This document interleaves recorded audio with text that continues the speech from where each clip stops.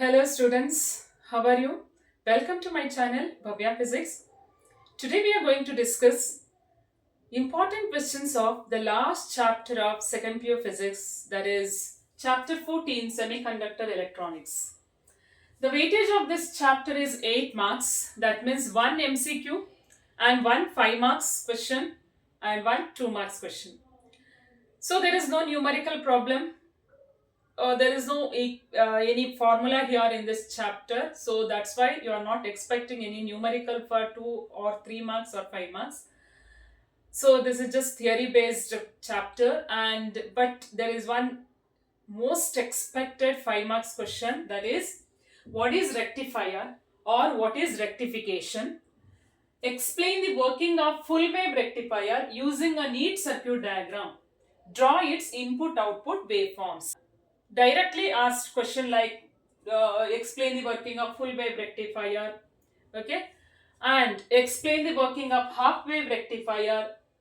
What is rectification? Please answer it properly first. Okay, rectification is a process of converting AC into DC. Or what is rectifier means it is a device used to convert AC to DC. So first answer that. So don't forget to answer that question. And circuit diagram. For full wave you are writing only one diode, semiconductor diode, and for full wave two semiconductor diodes should be there, and for half wave there is only one diode. And here you should draw first transformer, okay, which is connected to AC signal, and in the output side there should be one load resistor across the output voltage. Okay, draw the circuit diagram properly. And waveforms, input waveforms is a AC signal, and output waveform for half wave rectifier, just first half, say there is one half wave and there is a gap, again there is one half wave gap, like that. Whereas in full wave, for both the cycles of AC, that is positive as well as negative half cycle of AC, you are going to get pulsating DC voltage. So go through that. Okay, so this is very important question, and there is just two paragraph you are writing, or 4 to 5 sentences you have to write. When positive AC cycle is connected, what happens? When negative AC cycle is connected, that what happens, that you are writing.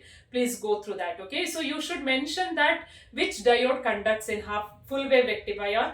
D1 conducts for positive half cycle, and D2 conducts when negative half cycle is connected. Whereas in half wave, diode conducts only when there is a positive half cycle.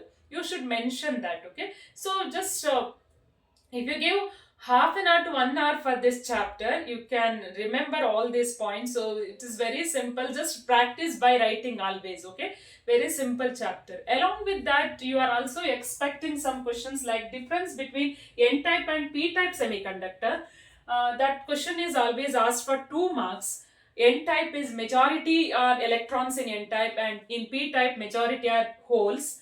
And you can also write how it is formed, right? So by doping a pentavalent impurity to semiconductor, we are going to get N-type, and by adding trivalent impure atom, we are going to get P-type. So that type of question you are expecting for 2 marks. Difference between intrinsic and extrinsic semiconductor will be asked for 3 marks. Or since here there is one split type questions, you can expect 2 marks 1 question, 3 marks 1 question, like that. 3 plus 2 or 2 plus 2 plus 1, that type of question also you are expecting. But most of the time this full wave and half wave rectifier will be asked. Otherwise you are expecting these questions for 5 marks, or for 2 marks you are expecting this N-type and P-type.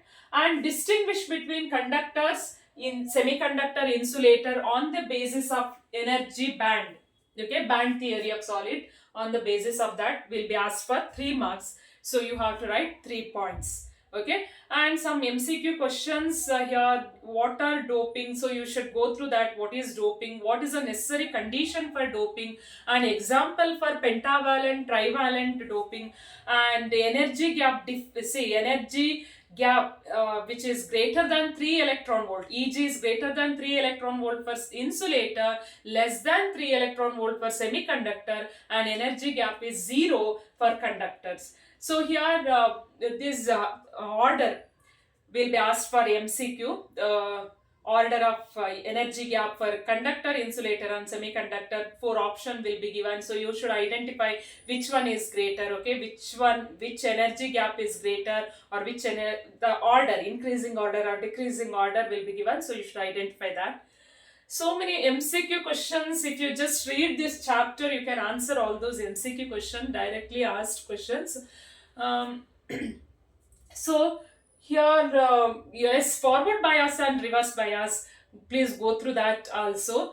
What is forward bias? When we are going to get forward bias, or when we are calling it as forward bias? See, P type of semiconductor or PN junction is connected to positive terminal of the battery. N type of semiconductor is connected to negative terminal of the battery. Then we are said to be, then the PN junction is said to be forward biased. And in forward bias, depletion region width decreases, okay, and current is due to diffusion of majority carriers.